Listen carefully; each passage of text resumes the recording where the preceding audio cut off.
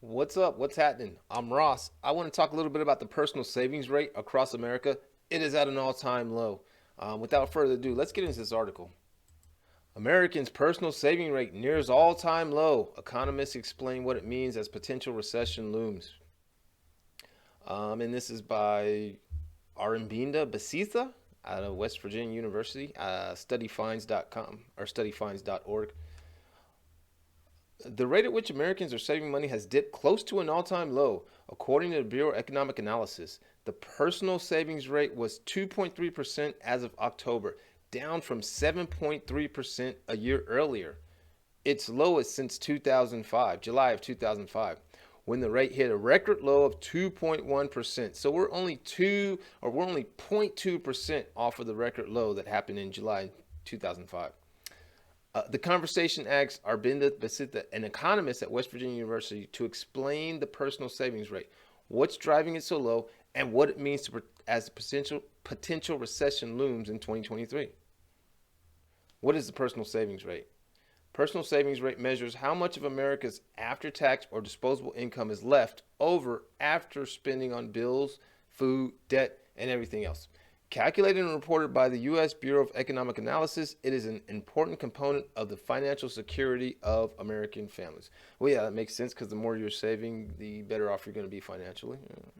The latest data shows Americans are saving just 2.3% or $2.30 of every $100 they earn after paying taxes, down from 7.5% as recently as December 2021. Historically, that's very low. Right. So this time last year was at 7.5%. It's now at 2.3%. From 2015 to 2019, for example, this rate averaged around 7.6%. It rose dramatically during COVID-19 shutdown in early 2020 to a record high of 33.8%.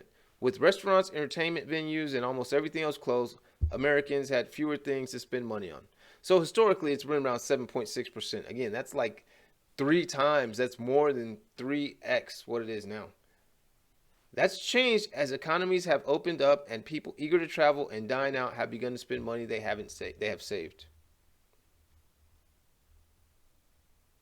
Savings near record low. Americans were saving just 2.3% of their disposable income in October, slightly above the all-time low of 2.1% in July 2005. So this is not good. People don't have money right now. This is more evidence that there's a looming recession. I don't think that's any surprise anymore. It's just people don't have money right now. Everything costs two or three times what it was just 2 years ago. So people are not being able to save.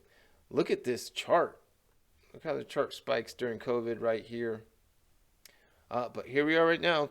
Will the savings rate decline continue? American consumers usually do not change their consumption and saving behavior dramatically. Well, clearly we have in the last year or so. So to understand this decline, it's important to add some historical context. The last time the savings rate fell this low in 2005, it was part of a trend that lasted several years from 1998 to 2004. From 1998 to 2004, rates averaged about 5.4%, slipping to 3.3% from 2005 to 2007. Thus, the 2.1% rate recorded in July 2005 should be seen as part of a low savings rate phase. Okay, it's like stating the obvious, doesn't it? In recent years, Americans have been saving more of their disposable income. The savings rate averaged nearly 9% in 2019, just before the pandemic stifled spending. This led to a massive swing upward in savings. So we were doing, as a country as a whole, we were doing pretty well before the pandemic hit. But obviously, the pandemic hit and we saved everything during the time when things were shut down. But now we're not doing so good, not at all. An October 2022 study by the Federal Reserve found that the U.S. households accumulated $2.3 trillion during the pandemic, thanks in part to about $1.5 trillion in direct fiscal support. And basically, what that means, direct fiscal support, means the government was printing money and pushing it into the economy. So really, U.S. households, you can maybe they accumulate like the difference or something less than, but that 2.3 trillion during the pandemic was sort of faked. Everything was closed down, and on top of that, the government was printing money and pushing it out into the economy. So rates swung again in the other direction as consumer spending has surged and people use up those excess savings. Against this backdrop, I believe it is quite unlikely that the current low rates will continue for long as consumers adjust back to pre-2020 patterns. I don't agree with that at all. I think people don't have money. I think people are stretched because it's not just the savings rate. If you look at the personal credit rate or personal loans, how much people are borrowing, that is at an all-time high too. So it's not just people saving their excess spending because COVID is over. People don't have money and they're digging into their savings and they're also borrowing money to make ends meet. So no, this economist, I don't agree with her at all, or him. What does this what does a drop in savings signal about the state of America's finances? While the savings rate is important, it doesn't give us a full picture of Americans' financial health. Moreover, one should not put too much importance on a single set of recent data, as future revisions can be large. A few other measures to assess of the state of household finances.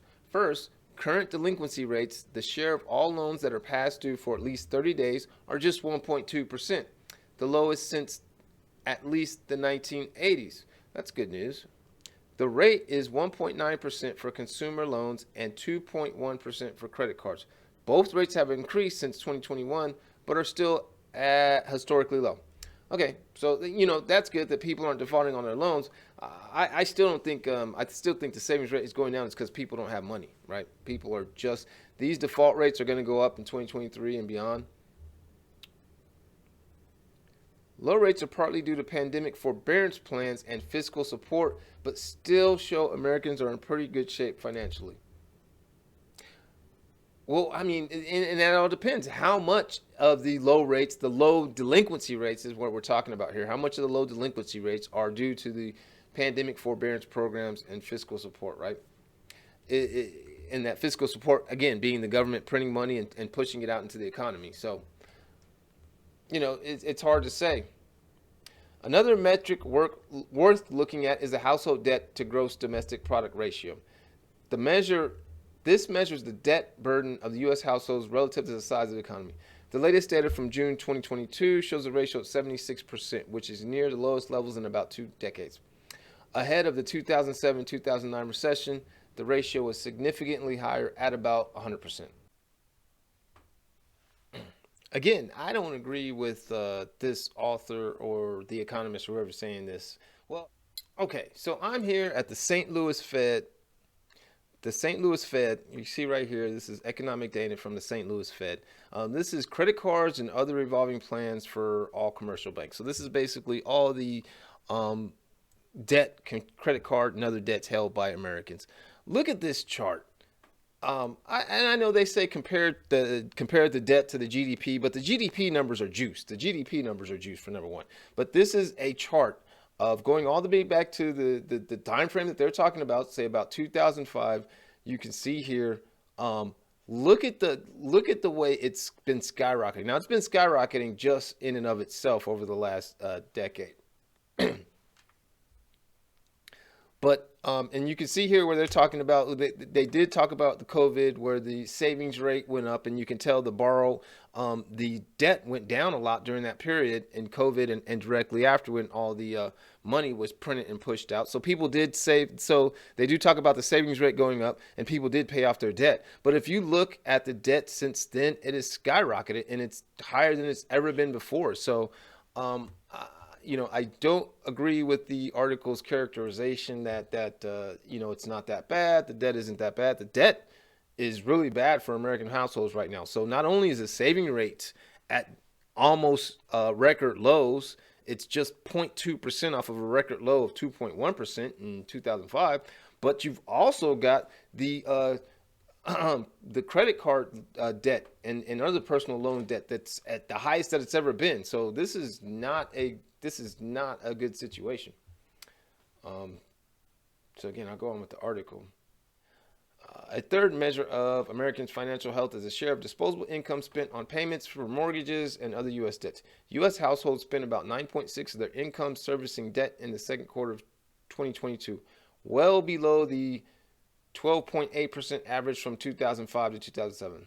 Okay, yeah, but that's going to change. The Fed just increased rates the other day, and they are committed to increasing rates probably in early 2023 as well. I don't know that it'll go to 12.8%, but it's definitely going to go up off of 9.6%. That's for sure. So if there's a recession in 2023, does it mean Americans will be ready for it? Why would Americans be ready for it if we've had the lowest savings rate, if we're at the lowest savings rates in almost near history, but at least since 2005? Why would we be ready for the recession? Adding all this information together, household finances look quite stable and able to withstand moderate economic risks to the U.S. economy. I, again, totally disagree. I don't know what? Why am I even reading this article? I don't agree at all with this article. Again, I'll point out to you from the St. Louis Fed, credit cards and other revolving plans. This is debt in America is higher than it's ever been. And you're telling me then the savings rate is as low as it's been since 2005. So it's 2.3% now. The lowest it's ever been is 2.1%, and that's all the way back in 2005. And we may be going lower from here. So it's not a guarantee that we haven't hit that milestone yet. So what? Quite stable and able to withstand moderate economic risks to the U.S. economy? I disagree with that wholeheartedly. I think we're going to be hurting next year. A lot of people are going to be hurting next year. This is not to argue that persistently low savings rate will not be an issue in the future. If the savings rate remains low for another year, it will weaken household financial positions. Aravinda Basista is an associate professor of economics at West Virginia University. I absolutely disagree with this person. I'm not an economist at West Virginia University. I'm just some random guy on the internet, but I don't believe that Americans are in a stable place at all. I think, like I said, we're borrowing more money to make ends meet. We're drawing down on our savings to make ends meet.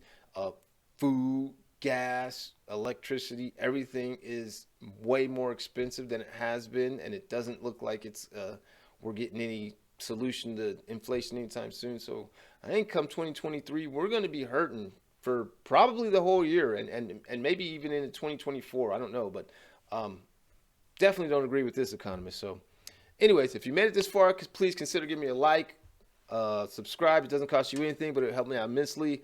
Appreciate it. Peace.